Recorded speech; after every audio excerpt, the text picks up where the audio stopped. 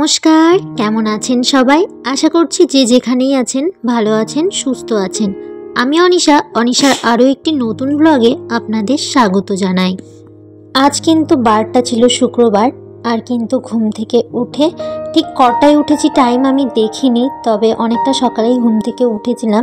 বাইরে কিন্তু কুয়াশা ছিল, আর শীত পড়ছে না কিন্তু করে বেশ শীত পড়ে গেছে। আমি কিন্তু সকালে উঠে জলে হাত দিতে রীতিমতো ভয় পাচ্ছি, কারণ জল এত ঠান্ডা হয়ে থাকছে, আর ট্যাঙ্কির জল তো পুরো বরফের মতন হয়ে রয়েছে। মনে হচ্ছে কেউ ওর ভিতর বোধহয় কয়েকটা বরফ এনে ঢেলে দিয়েছে। যাই হোক, কিছু করার নেই, কাজ তো সারতেই হবে। এদিকে কিন্তু আগে আমি উঠানে ছড়া দিয়ে ঘর ঝাড়ু লাগিয়ে নিয়েছিলাম, উঠানটা ঝাড়ু দিয়ে। তারপরে এদিকে ঘর ঝাড় দিয়ে ঘরটা মুছে নিচ্ছি একবারে। আর একটু সার্ফ জল দিয়ে আজকে ঘরটা মুছলাম, কারণ যেহেতু আগেও বলেছি আমার বাবান ছোট, ও অনেক খাবার এনে এনে ঘরের ভেতর ফেলে, তো ওতে আঠা আঠা হয়ে যায় ঘরে, তো সেই কারণে একটু সার্ফ দিয়ে ভালো করে মুছে নিচ্ছি ঘরটা। সার্ফ আর কি জলের ভেতর দিয়ে বালতির ভেতরে, সেই জলটা দিয়েই আমি পুরো ঘরটা ভালো করে মুছে নিয়েছি। এদিকে বারান্দাটাও মুছে নিচ্ছি আর বাইরেটাও মুছে নিচ্ছি। তারপর কিন্তু আমি এদিকে স্নান সারবো, তার আগে জামা কাপড়গুলো কেচে নিচ্ছি, জামা কাপড়গুলো ধুয়ে নিচ্ছি আর কি। বাবানের ছোট ছোট জামা কাপড় তো প্রায় দিন হতেই থাকে, আরও শীতকালে তো আরও বেশি। তো সেই কারণে আমি এদিকে বাবানের জামা কাপড়গুলো আমাদের যা ছিল সেইগুলো, তারপরে কালকে যেহেতু বেডশিট চেঞ্জ করেছিলাম, তো বেডশিটটাও এখানে একবারে ভিজিয়ে দিয়েছি। যেহেতু আমার জামা কাপড় থাকলেই মনে হয় কি ঘরে যে আমার অনেক বড় একটা কাজ রয়েছে, সেই কাজটা আমি কখন সারবো, সেই কারণে সবসময় চেষ্টা করি জামা কাপড় যতটা না থাকবে ঘরে, আর নোংরা জিনিস ঘরে না রাখাই ভালো। আর এদিকে দেখো বাবানের একটা টুপি এতটা পছন্দের বাবানের, আমারও খুব ভালো লাগে, তবে একটা চোখ না উঠে গেছে, ওটা ধরে টানাটানি করে। প্রথম দিন পরে যখন ও পার্কে গেছিল, এটা পরে না সবাই এসে দৌড়ে এসছে, মানে সবাই হাত দিয়ে দিয়ে দেখছে, বড়রাও দেখছে। আর আমি কিন্তু এদিকে পাপোশগুলোও ভিজিয়ে দিচ্ছি, মানে পাপোশগুলোও ধুয়ে নিচ্ছি। পাপোশগুলো কদিন অন্তর অন্তর ধুয়ে নেওয়াই ভালো, কারণ ঘরের জিনিস নোংরা যতটা না হয় ততটাই ভালো। আর এদিকে স্নান ধান সেরে আমি চলে এসেছি রান্নাঘরে এসে আমি একটুখানি খাবো আদা চা।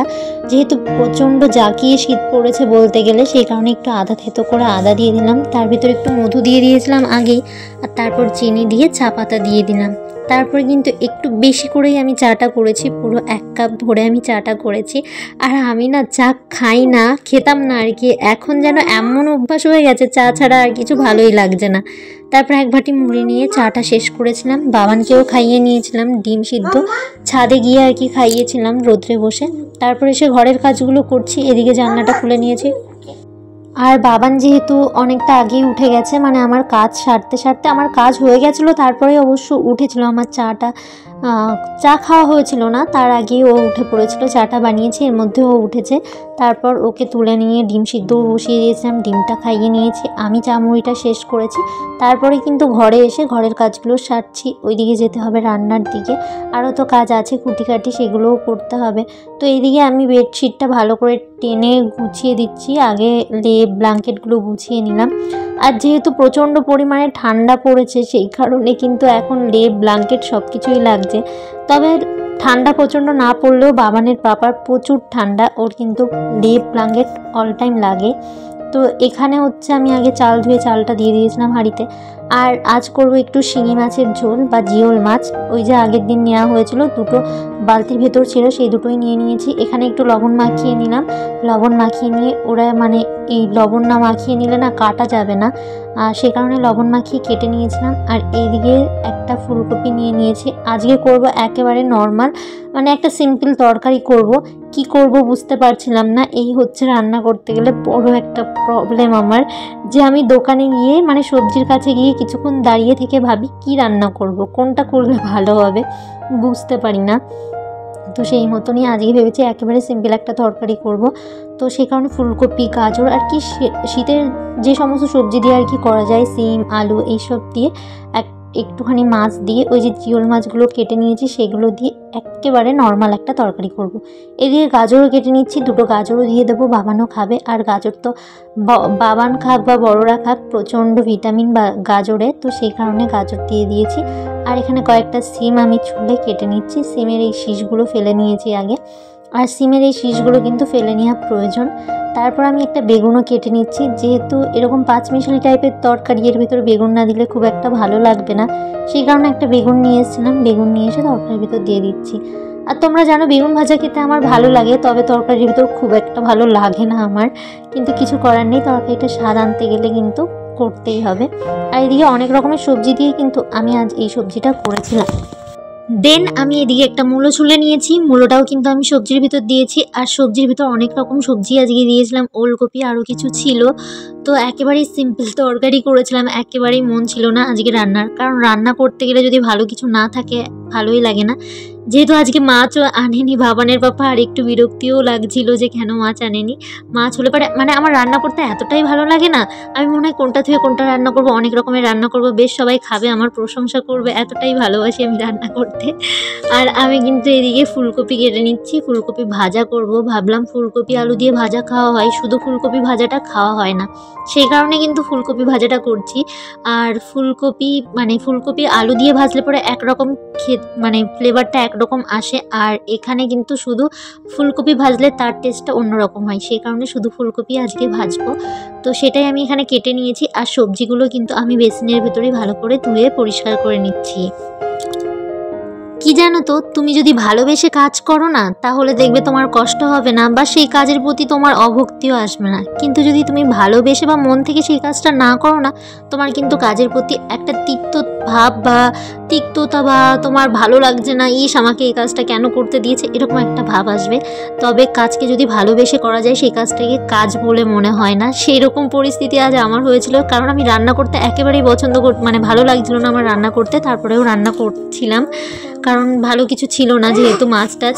তো এইদিকে আমি একেবারে সিম্পল একটা তরকারি করেছি, মাছ ভেজে নিয়েছি আগে, তার ভিতরে 5 ফোড়ন, শুকনো লঙ্কা আর একটু তেজপাতা ফোড়ন দিয়ে আমি সব সবজিগুলোর ভিতর দিয়ে দিয়েছি, পরিমাণ মতন হলুদ লবণ দিয়ে এখানে একটু সবজিগুলো ভালো করে ভেজে নেব, মানে একটু কষিয়ে নেব। তারপর এদিকে কড়াই বসিয়ে আমি তেল দিয়ে দিয়েছিলাম ফুলকপি।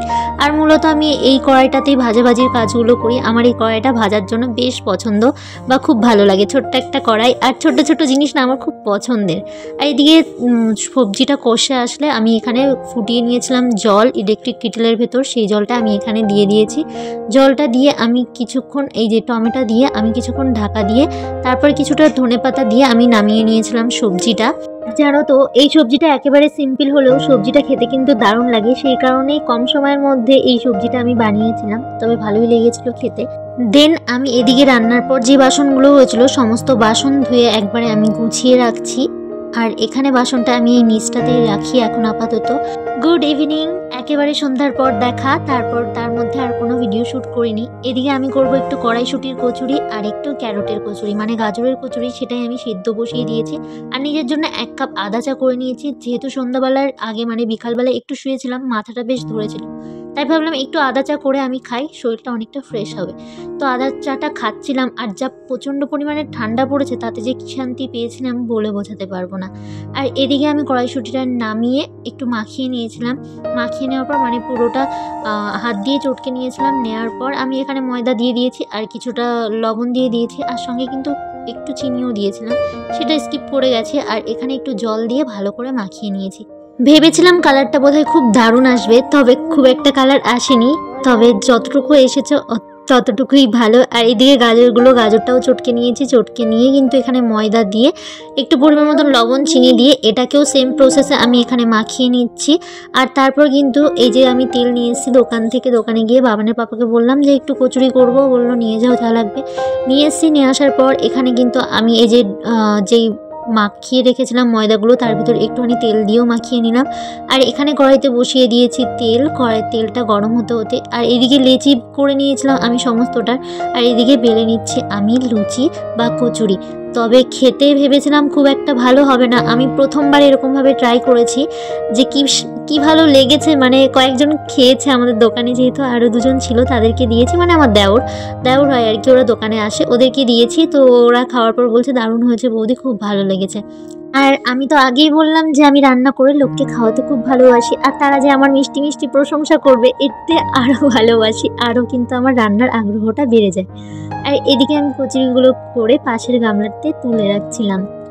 যেহেতু আমি এটা প্রথমবার ট্রাই করেছিলাম, তাই একটু প্রথমের দিকে ভয় ভয় করছিল, মানে খারাপ হয়ে যাবে নাকি খাওয়া যাবে কিনা এটা একটু ভাবনা চিন্তা করছিলাম। তবে কিন্তু আমি যখনই যেটা মনে করি করব ব্যাস লেগে পড়ি সেই কাজটা করতে, সেই মতন এটাতেও লেগে পড়েছিলাম।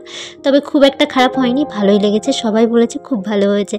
আর আমার যে প্রশংসা শুনতে খুব ভালো লাগে। আর এদিকে কিন্তু আমি লুচিগুলো করে পাশের গামলাতে রেখে দিচ্ছিলাম। আর যখন লুচিগুলো ফুল ছিল এতটা ভালো লাগছিল কি আর বলবো। যখন আমার রুটি লুচি ফোলে আমার যে কি শান্তি লাগে, মনে হয় আমার কাজটা সার্থক হলো। তবে আজ এখানেই শেষ করছি, দেখা হবে পরবর্তী নতুন কোনো ভিডিওতে নতুন কোনো সকালের সঙ্গে। ততক্ষণ আপনারা সকলে ভালো থাকবেন, সুস্থ থাকবেন ও সাবধানে থাকবেন। আজ তবে আসি।